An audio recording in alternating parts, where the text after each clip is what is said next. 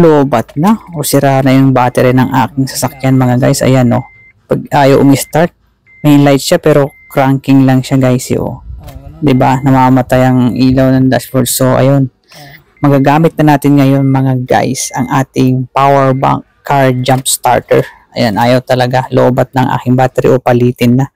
Ito, ganito lang ang pag-install nito guys. Dapat mga paps, laging meron kayong baon nito sa biyahe. Ayan o, halimbawa dead battery or lobat na yung battery, para lang maka-start ang iyong sasakyan. Ganito lang, yung negative terminal yung itim, ikabit nyo lang sa negative, and then yung positive yung red. Ganyan lang, i-clamp nyo lang ng mga ganyan guys okay. Ito, napaka-importante na yung meron kayo nito lagi sa biyahe at ilagay nyo sa loob ng inyong mga sasakyan. Okay, pwede rin to sa motor mga guys ha. Car jump starter na power bank. Ayan, i-on nyo lang na ganyan, tapos i-start natin itong sasakyan. Kita nyo naman kanina, ayaw talaga niya umi-start Okay, eto na, pasok tayo sa loob at i-start natin. Make sure lang guys na nakaklamp maigi yung positive and negative sa ating battery.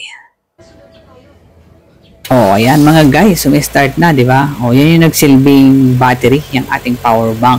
Okay? So yan, within 30 seconds, dapat matanggal nyo ito. Yung negative tsaka ano. So okay na yun, umi-start na ang iyong battery. Okay? Ganun lang mga guys. Kaya napaka-importante na meron kayong baon nito, kasi pag nalobatan kayo or nasira na yung battery nyo, may i-start nyo pa rin. Okay? Nandiyan yan sa basket mga paps, mga guys. Okay? May kasama na rin yung air pump.